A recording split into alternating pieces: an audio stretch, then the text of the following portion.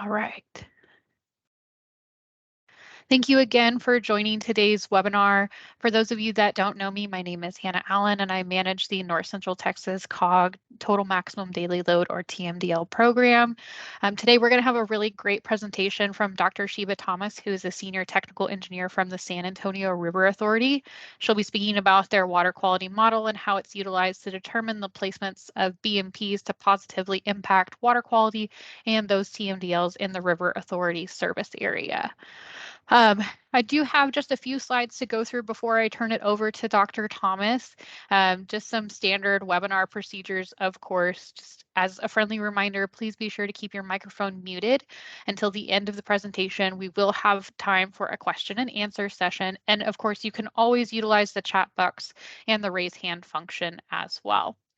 This webinar will be recorded and posted to our NCTCOG TMDL webpage under the green banner labeled workshops.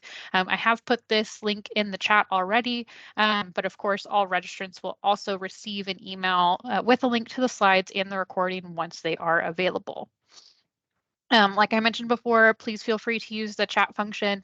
I will be monitoring that throughout the presentation to make sure that we get all of y'all's questions answered by Dr. Thomas at the end of the presentation. And again, just a few background information about our NCTCOG TMDL program. So again, for those of you that maybe aren't as familiar with the North Central Texas Council of Governments, we are a voluntary association of local governments with over 250 members, and we assist our members in planning for common needs and cooperating for mutual benefit. So what does that mean for bacteria impairments? So in our TMDL program, we do focus on specifically E. coli, and there's many things that can cause these impairments, such as pet waste, illicit discharges, wildlife waste, and more. And it's important that we actually address those impairments in order for our waterways to meet their designated use, such as recreation. So, you know, a TMDL, or otherwise known as a budget, really is kind of set to ensure that those waterways can safely maintain their designated use. So in North Central Texas, there are currently 23 impaired waterways in our TMDL implementation plan, also known as our I-Plan, shown on this map here. The most recent addition to our I-Plan was North Fork Fish Creek in the Mountain Creek Lake Tributaries watershed. So what else does our I-Plan address? So we work with our local governments and our stakeholders to implement or try to implement best management practices to reduce bacteria sources, such as getting y'all to participate in regional initiatives such as the Wastewater and Treatment Education Roundtable, the Integrated Stormwater Management Program, also known as ISWIM, generally other education and outreach methods, and more. And of course, this I-Plan also guides projects and workshops selected by members like today's. So what are some of the other resources that we've developed? We have an array of available resources, including educational explainer videos, resources for septic systems, discouraging avian feeding, encouraging pet owners to always pick up after their pet, and more. We also distribute quarterly newsletters and annual program summaries, and all of those highlight our activities in the region. And then, of course, more workshops and webinars like we are hosting today. I did want to call out that all of these resources that are linked on the slide here are available on the TMDL webpage under the green banner labeled resources and septic system resources. These resources also are not specific to the TMDL project area. We definitely want to prevent more TMDLs and prevent bacteria from going into our waterways all across the North Central Texas region. So even if you're not a TMDL stakeholder, consider utilizing some of these resources to help prevent bacteria from going into our waterways. And I know we've had a few more people join on the line, so again, welcome. We're very excited to have you here today. If you don't mind, if you could introduce yourself via the chat box with your name and affiliation, that way we all know who all is on the line today. That would be great. But before I turn it over to Dr. Thomas, does anybody have any questions for me about COG's TMDL program or any of our available resources?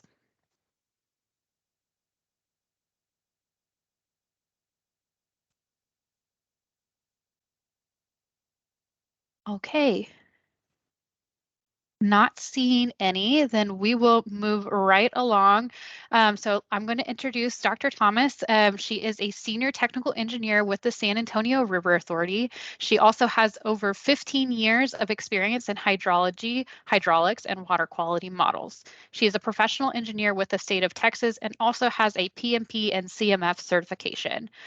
Over a decade ago, Dr. Thomas's focus has primarily been on water quality models and tools to quantify issues and mitigation, and she has also presented on this work at multiple local, state, and national platforms. So we're very honored to have her here today to present on this wonderful water quality model at the San Antonio River Authority. So Dr. Thomas, I will stop sharing my screen and let you take over.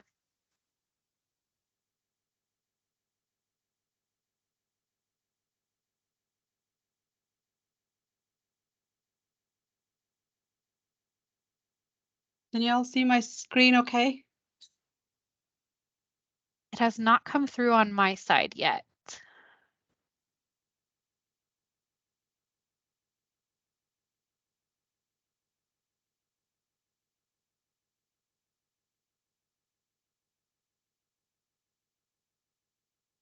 Okay, perfect. I can see it now. Thank you. Awesome. Well, I'm really excited to talk about the work. This is like my lifelong project that I've worked on. I started with the River Authority, and whenever I get an opportunity to talk about that, I'm really excited. And I don't see the chat box, so if you all want to stop me temporarily, please do so with questions. I'll be more than happy to do so.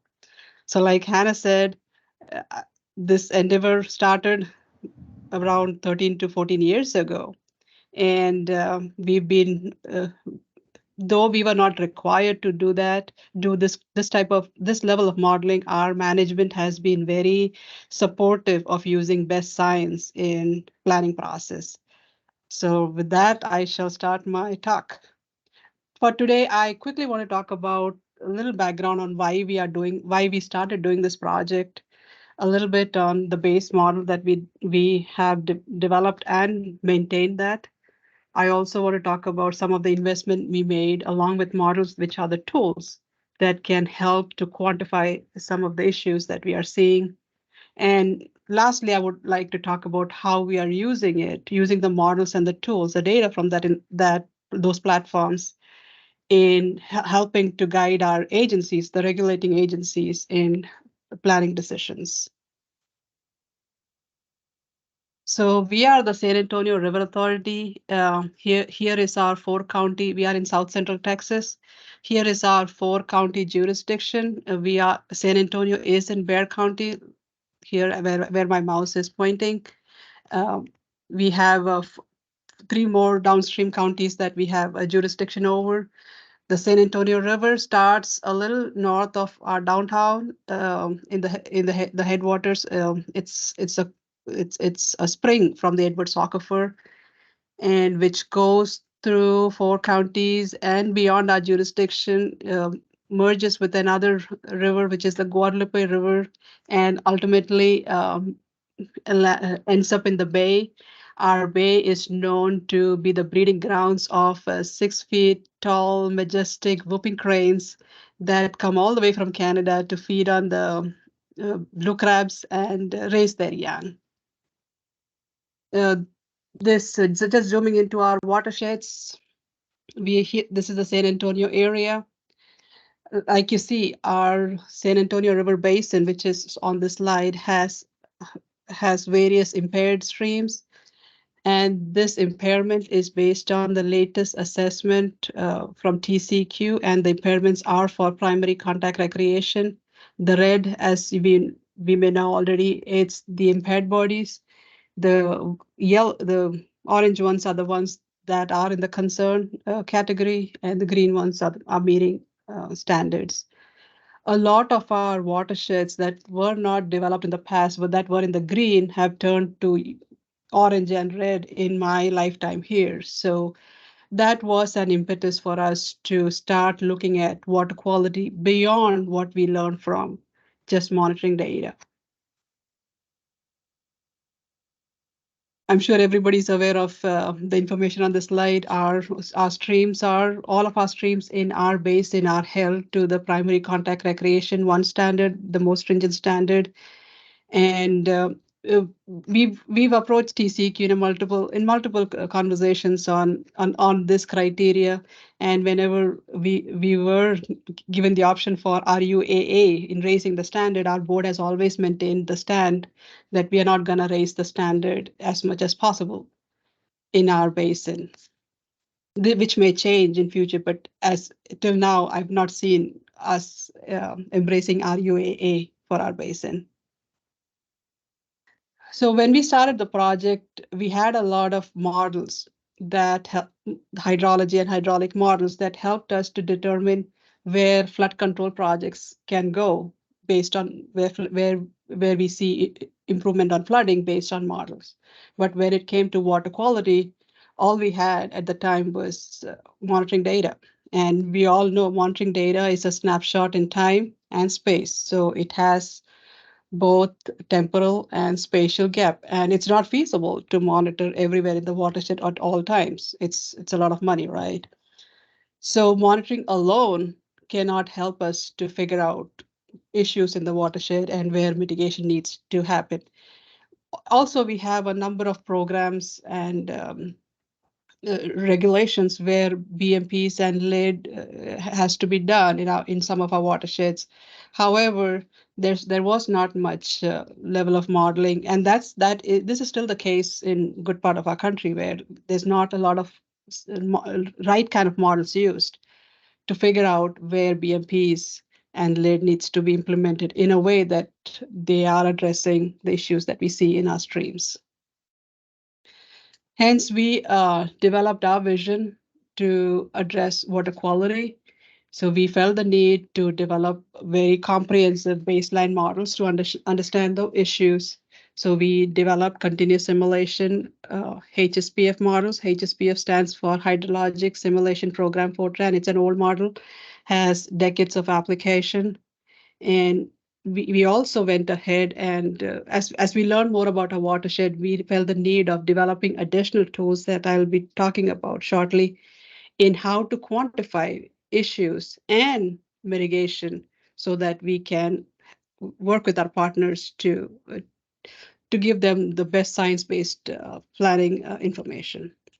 I do want to acknowledge our consultants. We work with consultants LAN and RESPEC. The group that we work from RESPEC was formerly known as Aquaterra, who are also part of the developing team of HSPF. So we've got really awesome people who are helping us with this effort. What you see on this slide is one of our fastest developing watershed. When I first started developing the models, we based our models on the 2005 land use. And when we studied almost a decade after, in 2017, the impervious cover again, the impervious cover grew 50% more than what we studied in 2005. And what we also saw in this watershed previously until 2015 or 2016 or so, all the streams that were assessed for impairments, they were green. But now we see red and the oranges in this watershed. And one of the reasons we can say is impervious cover, the amount of development that has occurred in this watershed. And this watershed is still developing. And just to give us size, it's about 200 plus square miles in area, this watershed. And going into the future, we would see doubling of the impervious cover than what we saw in 2005 land use study. So a lot of development is occurring. And again, the red means where the impervious cover is like 80%, up to 80%. Some of the watershed is going to see more than 80%, like the dark pink, hot pink that you see here. So we see we will be seeing a lot more development going on in this watershed.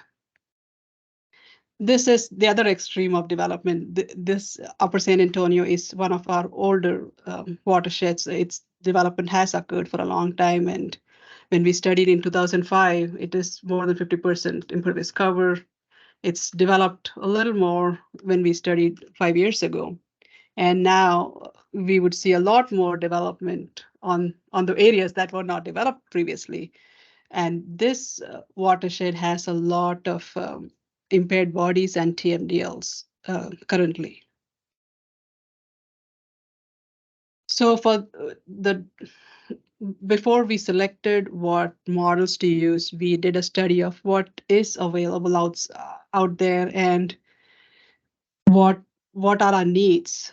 And based on that, we did a study of comparing the models through multiple different studies, and we landed on HSPF. And the data needs for HSPF is a lot. Thankfully, we had a lot of information because our hydrology and hydraulics models were just going through updates. So we had a lot of base information to help develop the base files for HSPF. Also, we have a very good monitoring team here that does that also does stormwater monitoring in addition to routine river and creeks monitoring. We used the latest land use information. These models use real rainfall and meteorological information, and that level of information was we were able to get from NOAA, USGS, and number of other sources of rainfall. So we tried to get the best information we could for our models. Other information, SSOs. SSOs are a big deal in our watershed because some of our watersheds have older development, and our major utility for agency has a consent degree with the EPA because of SSOs. So they are also working on an improvement plan. So we tried to reflect that the effect of the improvements and the failing system in our models with coordination with the agency. Also, the structures were included in the model and other information, as you can see here. We used monitoring data as a way to calibrate and validate our models. I'm not going to go through all the calibration process, but like I like to say, at least one third of our efforts, both monetarily and time-wise, goes in calibrating and validating our models. What you see here is a comparison of calibration of calibrated models output and monitoring data. Here is a flow duration curve. The simulated information is red here, and the USGS gauge information is blue. So which shows a good level of correlation between observed and what is simulated. This is some of our water quality constituents. Here it's for DO, and this is another curve for nitrate, nitrogen, where the points are where data was collected, and the continuous red lines are the simulated information. We had long-term simulation, as I mentioned before. We started with 9 years of simulation, and we focused on the last 5 years for calibration for process. In addition to just graphical way of showing the comparison of monitoring and modeling information, we also did a number of statistical tests on see how well the model performed under various conditions. So, like I said, a lot of rigorous efforts were focused on making sure it's not a curve fitting exercise, and it's using the best science, staying within the range of parameters so we can get the best way of representing our watersheds as close we can to monitoring data. Once we felt comfortable with the monitoring information, we gave it out for peer review so that any bias can be identified and removed, hopefully. And also just to have credibility on the product that we developed.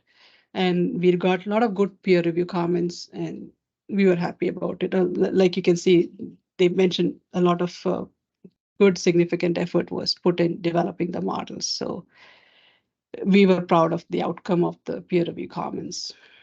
And we did that for all the models that we developed. So the models are good to look at historical information and showing us results, how they performed. What we also wanted to know was where are the issues, which part of the watersheds we need to focus on for improvement, which of the parts we need to leave alone for conservation and so forth. And that's what the tools were developed for.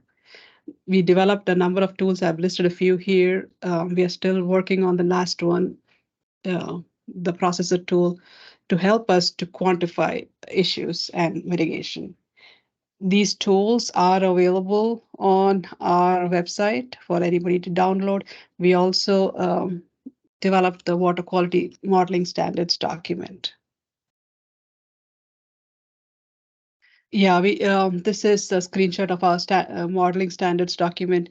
We used information that is available nationally and also what we learned specific to our watersheds, good modeling practices based on our experience, so that anybody who develops models in our, it's applicable anywhere, but if it's specific to our region, these are good guidelines. It gives you information on model development, calibration, data analysis, and so forth. And it's available for anybody to download from our website.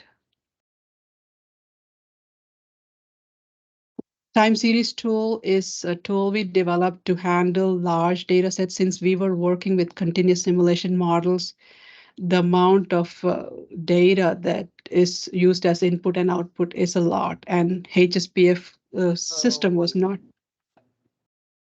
I'm sorry, any question? They didn't receive that.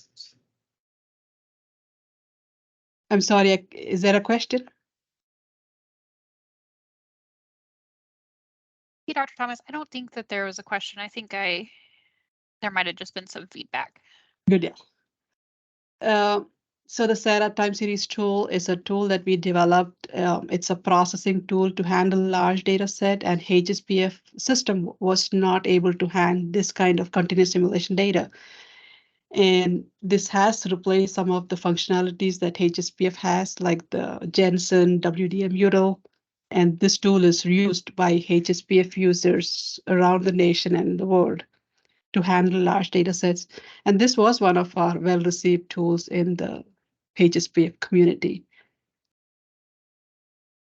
We got some good feedback over the years. This is Tom Jobs, an expert in this modeling realm, suggesting to others to use our tool to handle large data sets.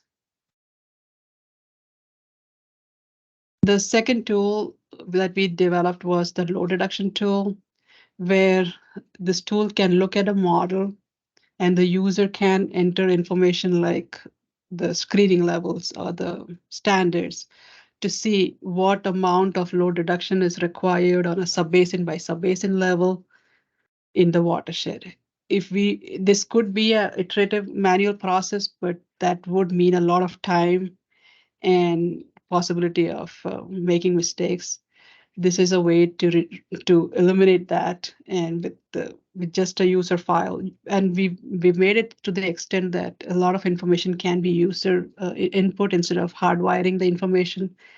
So based on whatever standards we use, it will try to iterate and give the percentage load reduction for various constituents that are included in the base models to give you that load reduction. It's an automatic process that can happen in the background, and then it will generate a report to what load reduction is required for various constituents. And this was released to the basins community in 2014. This is just an interface for the tool. These are the various subwatersheds here, and these are the various constituents that was in the base model. It's just a screenshot of the run-in process where it's giving the concentrations through an iteration to get to the load reduction values. Our subsequent tool was the enhanced BMP tool. So what this tool does is it takes information on the land responses from the base model. It also takes information from the load reduction, which tells what amount of load reduction you need for the various constituents to meet the stream standards. And it calls for a very comprehensive BMP database. I'll talk a little bit of what it constitutes in the future slide. And it'll take all that information, it'll run through an optimization engine and spit out what combination of BMPs, what amount of BMPs are required to attain a certain standard or meet the stream conditions as specified by the users. And that's it's a very rigorous process. This is a screenshot of its interface. All of our tools, we spend a lot of efforts making sure it has more functionality than GUI. So that's why you see very plain interfaces. Since given the amount of resources we had, we tried to stress more on getting the science as comprehensive and thorough as possible. Here is a quick workflow of the BMP tool. It takes in information, like I said, from the load reduction tool, which tells what amount of load reduction is required for the various constituents. It takes the information from the base models. It uses a BMP database, a very comprehensive BMP database, which also can be modified by the users based on the need that they see in the watershed. It allows the user to fill specifications files with the various needs or the constraints so that the tool has certain parameters to work within.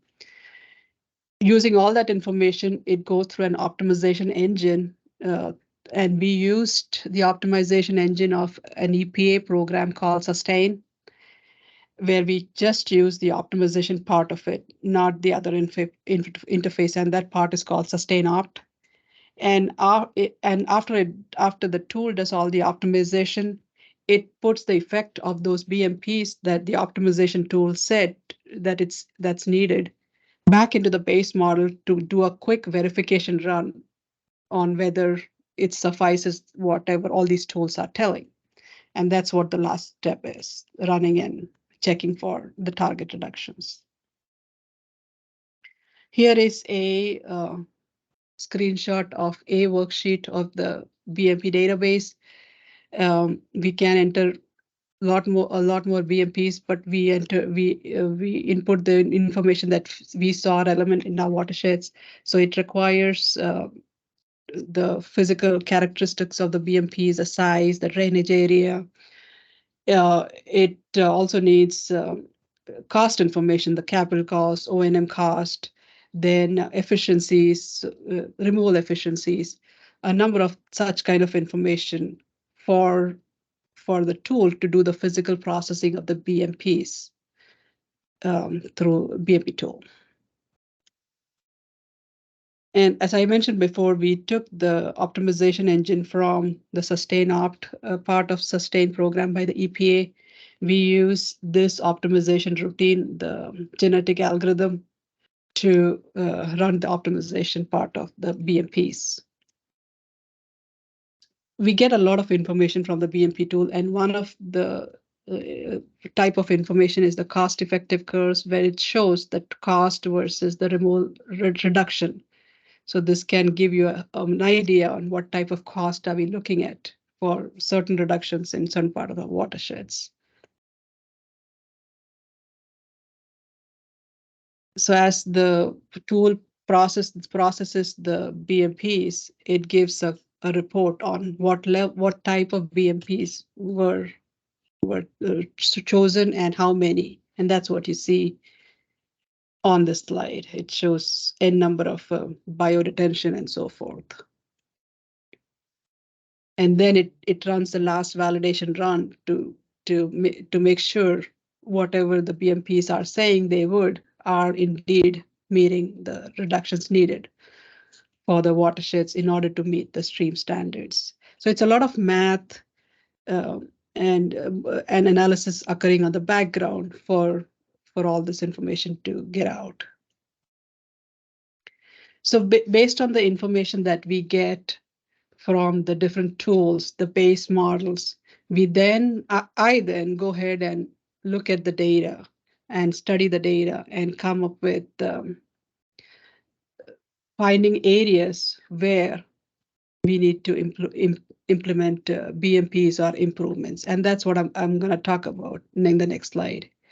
So these are our three watershed. This here on the west of the slide is the Leon watershed that we talked about earlier, and the middle one is the Upper San Antonio. That was the most developed watershed. So what this does is it, based on the data that we saw, I looked at all the results if we were to consider all the data throughout the simulation period, which includes the ones associated with the rain events and not. We see that the areas in green are the areas that meet the geometric mean through all the simulation period. The areas in yellow, light yellow, are the areas that meet the contact recreation of 126. When we remove the storm events, any data that is associated with rainfall of at least 0.1 inches a day, if we remove that data out, we are able to see that the yellow areas meet contact recreation standards without any included improvements. The areas in light red or salmon color,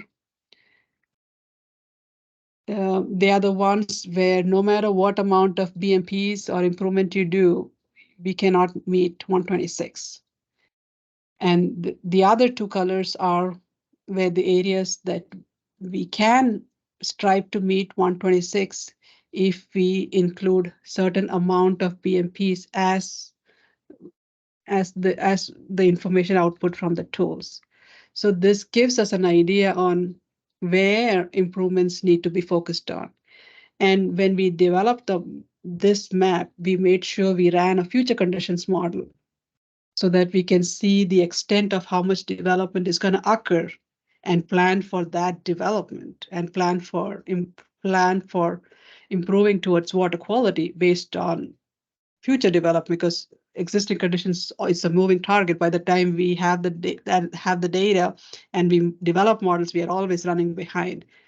So we chose to focus on future development and see where in the watersheds do we need to plan for maybe strategies, work with the city and other regulatory agencies to see where we can partner in including BMPs into their CIPs or an education program, or help with potentially with the stormwater permit with the permittees and so forth. So this is the map that we use when we talk to our partner agencies in where improvements need to focus on. We've presented this work at multiple platforms. We've even talked to EPA Region 6 several times. We've talked to EPA's water quality modeling folks. We've talked to TCEQ a number of times, showcasing our work. We've also got a number of accolades for our project. And I'm always happy to talk more about it to anybody, because I think we have value in how these tools, the approach can help to scientifically work towards improvement in our watersheds. I think that's all, and I'll be happy to take any questions.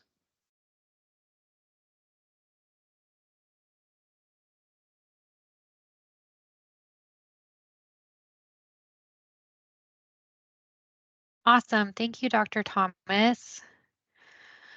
Do we have any questions for her today?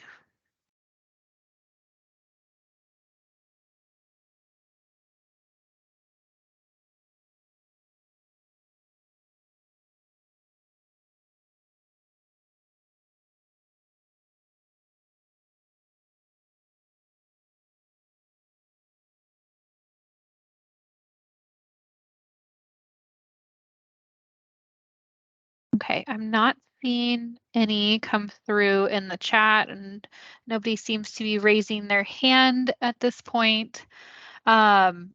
Of course, we'll include Dr. Thomas's contact information in our follow-up as well, so that if you do have any burning questions for her after the fact, we can definitely get those answered for you. But I will hang out here for just a couple more minutes, see if we don't get any additional questions. I do have just a couple more slides on my side to let y'all know that we do have some upcoming meetings. So our Regional Stormwater Management Coordinating Council will be meeting in about a week at our offices. And then we've got another webinar through our Water Quality Management Plan program, Building Water Resilient Communities in North Texas. So that webinar will be on August 15th. Our Upper Trinity River Basin Coordinating Committee will be meeting August 23rd, and that meeting will be held in person, and we'll have a presentation from the Texas Department of Transportation on their stormwater permit and their overall stormwater program. And then the Trinity River National Water Trail Task Force is meeting August 29th. And then our TMDL Monitoring Coordination Forum Subcommittee will be meeting on September 21st. And thank you, Dr. Thomas, again, for not just putting your contact information in the slides, but also volunteering to come present on this materials. We're very thankful to have this information shared with our stakeholders. I will hang out here for just one more minute, but if you've got any questions for me about our overall TMDL program or anything else, my contact information is listed on the slide. As mentioned at the beginning of this webinar was recorded. We will be posting the webinar slides and the recording on the TMDL webpage at nctcog.org/TMDL. And all of the registrants will also receive an email with the direct links to those materials. And it looks like we do have a question from Ivan Santos in the chat here. So is the San Antonio River Authority tool free to use, and where can we find it? Oh, yes. So one of the things we had in mind when we were developing our tools was to make it non-proprietary and not link it to GIS. So because we did not want to get tied with the GIS updates and the tying it to a proprietary tool. Yes, it's free to use. If you give me your information, I can send it to you. The version that we have doesn't have the Windows 10 update. We recently updated our tools for Windows 10. So I will be more than happy to share that information and any supporting documents you may need. Great, thank you. All right. I'm not seeing any other questions come through. So again, just wanted to thank you all for joining today's webinar. We really appreciate you taking the time out of your day to come learn with us. Dr. Thomas, again, thank you so much. If you've got any further questions, please don't hesitate to reach out to me or to Dr. Thomas if you have specific questions about the San Antonio River Authority tool. But again, thank you all so much. I hope you have a great rest of your day. This meeting is now adjourned. Good deal. Thank you all.